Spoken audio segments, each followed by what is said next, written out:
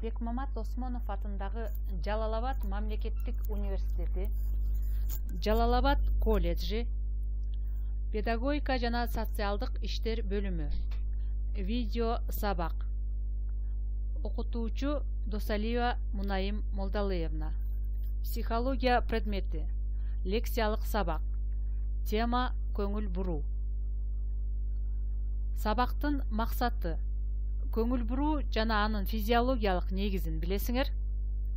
Көңүл буруунун түрлөрүн ажыратасыңар.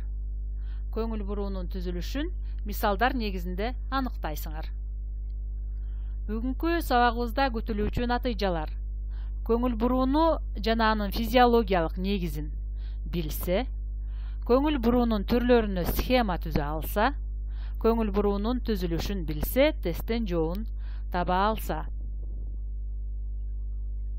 Адамдын уюштурулган ар кандай иш-аракеттери белгилүү деңгээлде тандалмалуу мүнөзгө ээ. Мисалы, көптөгөн дүүлүктүргүчтөрдүн ичинен адам өз кызыкчылыгына туура келгенин, өзгөчөлөнгөнүн кабыл алат, же түрдүү кыймылдардын ичинен талабына жооп бере турган кыймылды тандайт. Интеллектуалдык операцияларды аткарууда баш мээде сакталган чексиз көп сандагы издердин ичинен айрымдарын гана бөлүп, өз керектөөсүнө колдонот. Дегенкиси адамдын аң сезиминде издер, элестер, кыймылдар, сезүүлөр улам тандалып, ылгангандары гана анын баш мээсинде аң сезиминен орун табат. Психикалык процесстин мындай тандоочулук, ылгоочулук касиеттери психология илиминде көңүл буруу деген түшүнүк аркылуу туюндурулат. Көңүл буруу бул көңүлдүн багытталышы же иш-аракеттин тандалмалуулугу. Башкача айтканда, личность үчүн өзгөчө мааниге ээ болгон объектилер. Эми ушул нерселер тандалып эле калбай, ошол тандалган объектини көңүлдүн борборунда кармап турууну да түшүнөбүз. Көңүлдү бир объектиге бурууга караганда, ошол объектини көңүлдүн чордонунда кармап туруу кыйыныраак. Көңүлдүн бурулушу биринчиден дүүлүктүргүчтүн мүнөзүнө, экинчиден дүүлүктүргүчкө болгон керектөөгө, үчүнчүдөн иш-аракеттин структурасына жараша болот. Көңүл буруунун физиологиялык негизи. Физиологиялык негиз дегенде, бул көңүл буруу кантип пайда болот жана кайсыл жерде пайда болот деген сөзгө жооп беребиз. Демек, көңүл буруунун физиологиялык негизи болуп, жөнөкөй учурда божомолдоочу рефлекс саналат. Бул феномен илимде бул эмне деген ат менен белгилүү. Бул тубаса рефлекстердин тобуна кирет. Мисалы, мышыктын баласы бутун же бетин жууп отурган учурда гезитти шуудуратып жиберсек, кулагын тикчейтип, өзүн бир нерсеге даярдап комдоно калат. Анын бардык аракеттеринде бул эмне деген суроо пайда болгону сезилет. Мышыктын баласындагы мындай абалдын пайда болушу тубаса рефлекстердин натыйжасы. Себеби ал өзүнүн кыска өмүрүндө али чычканды же итти көрө элек болушу ыктымал. Бул эмне рефлексинин негизинде ал өзүн душмандардан коргоого же тамактанууга умтулат. Бул рефлекс жалаң гана айбандарга тиешелүү болбостон, аң сезимдүү адамдарга да тиешелүү. Адамдар жана айбандар чөйрөдө эң кичинекей өзгөрүүлөр боло түшсө, керектүү рецепторлорду ошол жака багыттап, бардык жагдайга даяр абалда турушат. Эгер айбандар бул эмне рефлексинен ажыраса, анда алардын турмушу минут сайын коркунучта турарын физиологдор белгилешет. Демек, көңүл буруу процесси адамдарга да, айбандарга да тиешелүү. Көңүл буруунун түрлөрү. Ар бир адамда көңүл буруунун 3 түрү кездешет. Эрктүү көңүл буруу, эрксиз көңүл буруу, эрктүү көңүл буруудан кийинки көңүл буруу. Эрксиз көңүл буруу. Эрктик аракетти талап кылбай, аң сезимсиз коюлган максаттын жардамы менен пайда болгон көңүл бурууну эрксиз көңүл буруу деп айтабыз. Мисалы, сабак учурунда эшикти белгисиз адам тыкылдатса, сабактан аргасыз алаксып балдар эшикти тиктөөгө мажбур болушат. Бул эрксиз көңүл буруу. Эрксиз көңүл буруунун окутуу тарбия ишинде чоң мааниси бар. Ал үчүн эрксиз көңүл бурууну пайда кылуучу себептерди билиш, ажыратыш керек. Мисалы үчүн, кичинекей балдарда көңүл буруунун эрксиз түрү көп кездешет. Ошондуктан сүйлөп жатып сөздү монотондуу кылбастан бирде үндү бийик чыгарып, бирде кандайдыр бир нерсе менен такылдатып, ушул сыяктуу эрксиз көңүл бурууну пайда кылуучу белгилерди жаратып турушубуз керек. Эрктүү көңүл буруу. Эрктүү көңүл бурууда адам алдына аң сезимдүү максат коёт. Аны ишке ашыруу үчүн аракеттерди жумшайт. Ал эмгек процессинин натыйжасында пайда болот. Эрктүү көңүл бурууну пайда кылуу менен бирге аны кармап туруу проблемасы келип чыгат. Көңүл буруунун бул түрүнүн пайда болушунда адамга күчтүү дүүлүктүргүчтөр таасир этпей турган тынч чөйрө керек. Башкача айтканда, күндөлүк көнүмүш шарт. Көнүмүш аракеттер көңүлдү топтоого мүмкүндүк берет. Мисалы, окуучу үй тапшырмасын аткаруу үчүн алдын ала жумушчу столу даяр болуу керек. Эрктүү көңүл буруудан кийинки көңүл буруу. Көңүл буруунун бул түрүндө адам алгач аң сезимдүү максат койгону менен туруктуу аракеттерди жумшабайт. Ал окуучудан татаал маселени чыгаруу талап кылынса, маселенин максатын терең түшүнгөнгө чейин анын көңүлү алакты болуп тура берет. Маселенин шартын, маанисин толук түшүнгөндөн кийин гана ага өзүнөн өзү тартылып кетет. Демек, окуучуда эрктүү көңүл буруудан кийинки көңүл буруу пайда болот. Көңүл буруунун түзүлүшү. Көңүл буруу төмөнкүдөй түзүлүшкө ээ. Көңүл буруунун туруктуулугу, көңүл буруунун термелүүсү, көңүл буруунун бөлүнүүчүлүгү, көңүл буруунун алмашуучулугу, көңүл буруунун көлөмү, көңүл буруунун элегейлиги. Демек, көңүл буруунун туруктуулугу бул адамдын көңүлүнүн бир объектиге узак убакытка чейин топтолушун мүнөздөйт. Көңүл буруунун туруктуулугу нервтик процесстердин күчүнө, иш аракеттин мүнөзүнө, ишке болгон мамилеге жана пайда болгон өнөкөттөргө жараша болот. Турмушта көңүл буруунун туруктуулугун көрсөткөн мисалдар көп.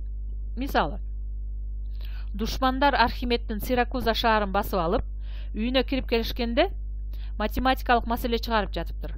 Душмандардан коргонуунун ордуна Архимед менин айланама тийбегиле деп күйпөлөктөйт. Аны солдаттар өлтүрүп коюшат. Демек, мында көңүл буруунун туруктуулугу орноп калганда адам башка нерсеге көңүлүн бура албай калат. Экинчи дагы бир мисал. Фарадей электромагниттик индукция законун ачканга чейин 10 жылдап чөнтөгүнө электромагниттин моделин салып жүргөн.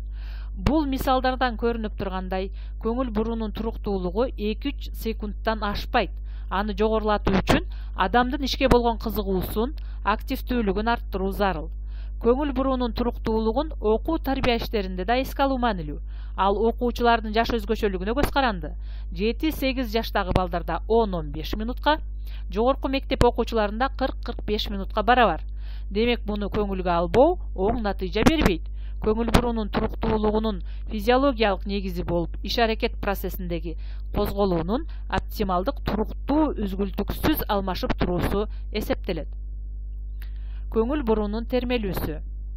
Негизги объектиге көңүлдүн бирде бурулуп, бирде алаксып туруусун мүнөздөйт. Көңүл буруу өтө кыймылдуу. Кандайдыр бир объектиге көңүлдүн өтө бурулуп кеткенине карабай, башка предметтерге да алаксый тургандыгы байкалат. Мисалы, сааттын кагышын алалы. Кагышы кулакка угула турган аралыкта тыңшасак, үнү бирде угулуп, бирде жоголуп турат. Көңүл буруунун көлөмү. Белгилүү убакыттын ичинде көрсөтүлгөн объектилердин айрым элементтерин адамдын эске сактап калуу мүмкүнчүлүгүн айтабыз. Көңүл буруунун көлөмү ар бир адамда ар башка. Мисалы, улгайган кишилер бири-бири менен байланышпаган объектилердин ичинен орто эсеп менен 4-6га чейинки объектилерди эстерине сактап калууга үлгүрүшөт. Ал эми турмушта тар жана кең көңүл бурууга ээ болгон адамдар кездешет. Педагогдор кең көңүл бурууга эгедер болуусу зарыл. Көңүл буруунун бөлүнүүсү. Адам белгилүү бир иш-аракетти жасаганда, бир эле учурда көңүлүнүн борборунда бир нече объектилерди кармап турушу ыктымал. Көңүл буруунун бөлүнүүсү учкучтарда, шофёрлордо, педагогдордо болушу шарт. Себеби педагогдор бир эле учурда окуучуларга жаңы сабактын мазмунун түшүндүрүү менен класста болуп жаткан жагдайларды көрүп анализдөөгө тийиш. Шофёрлор дагы машина айдап баратып, рулду кармап, жолду тиктеп, эки жагын дагы карап, машинаны башкарып дагы кетиши зарыл. Көңүл буруунун алмашуучулугу адамдын аң сезимдүү түрдө өзүнүн көңүл буруусун бир объектиден экинчи бир объектиге которо билүү жөндөмдүүлүгүндө байкалат. Эгер алгачкы аткарылган иш аракет кызыктуу же көп нерв тигиш аракетти талап кылса, анда көңүлдүн алмашуучулугу жай өтөт. Көңүл буруунун элегейлиги же бузулушу адамдын белгилүү бир объектиге көңүлүн көпкө чейин топтой албоо өзгөчөлүгү көңүл буруунун бузулушу деп түшүндүрүлөт. Эми көңүл буруунун түрлөрүн схема түрүндө көрөбүз. Демек, көңүл буруунун түрлөрү 3кө бөлүнөт экен. Эрктүү көңүл буруу, эрксиз көңүл буруу, эрктүү көңүл буруудан кийинки көңүл буруу. Мына ушундай тартипте схема түзсөк болот. Көңүл буруунун түзүлүшү. Көңүл буруунун түзүлүшүнө төмөндөгүдөй схема түзөбүз. Көңүл буруунун туруктуулугу, көңүл буруунун термелүүсү, көңүл буруунун бөлүнүүчүлүгү, көңүл буруунун алмашуучулугу, көңүл буруунун көлөмү, көңүл буруунун элегейлиги. Эми өткөн темабыздагы билимди бышыктоо үчүн тесттик суроолор менен иштейбиз. Нускама: туура жоопту белгиле. Эрк күчүн жумшабастан аң сезимдин кандайдыр бир объектиге багытталышы. Варианттар: эрксиз көңүл буруу, эрктүү көңүл буруу, эрктүү көңүл буруудан кийинки көңүл буруу, көңүл буруу. Демек, эрк күчүн жумшабастан аң сезимдин кандайдыр бир объектиге багытталышы бул эрксиз көңүл буруу. Нускама: туура жоопту белгиле. Көңүл буруунун физиологиялык негизи болуп кайсыл рефлекс саналат?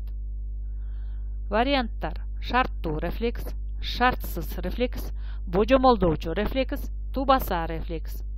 Демек, көңүл буруунун физиологиялык негизи болуп кайсыл рефлекс саналат экен? Божомолдоочу рефлекс. Сүйлөмдү толукта. Адамдын аң сезиминде издер, элестер, кыймылдар тандалып, ылгангандары гана анын баш мээсинде орун табат.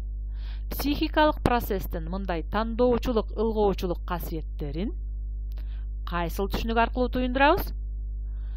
Варианттар: көңүл буруу, кабыл алуу, сезүү, эске тутуу. Демек, психикалык процесстин тандоочулук, ылгоочулук касиеттерин көңүл буруу деген түшүнүк аркылуу туюндурабыз. Нускама: дал келүүчүлүктү аныкта. Көңүл буруунун түзүлүшү жана алардын аныкталышы. Көңүл буруунун туруктуулугу, көңүл буруунун термелүүсү, көңүл буруунун көлөмү, көңүл буруунун бөлүнүүсү — булар көңүл буруунун түзүлүшү. Ал эми алар кандай аныкталат? Негизги объектиге көңүлдүн бирде бурулуп, бирде алаксып турушу, көңүлдүн бир объектиге узак убакытка чейин топтолушу, бир эле учурда көңүлдүн борборунда бир нече объектилерди кармап турушу, белгилүү бир убакытка объектилердин айрым элементтерин адамдын эсинде сакталышы. Демек, көңүл буруунун туруктуулугу бул көңүлдүн бир объектиге узак убакытка чейин топтолушу. Көңүл буруунун термелүүсү негизги объектиге көңүлдүн бирде бурулуп, бирде алаксып турушу. Көңүл буруунун көлөмү белгилүү бир убакытка объектилердин айрым элементтеринин адамдын эсинде сакталышы. Көңүл буруунун бөлүнүүсү бир эле учурда көңүлдүн борборунда бир нече объектилерди кармап туруусу. Демек, бирдин Б-сы, 2-нин А-сы, 3-түн Г-сы, 4-түн В-сы. Анда жооп А болот. Алган билимибизди дагы тесттик суроолордун негизинде бышыктап алдык. Ушуну менен сабагыбыз аяктады. Көңүл бургандыгыңыздар үчүн чоң рахмат.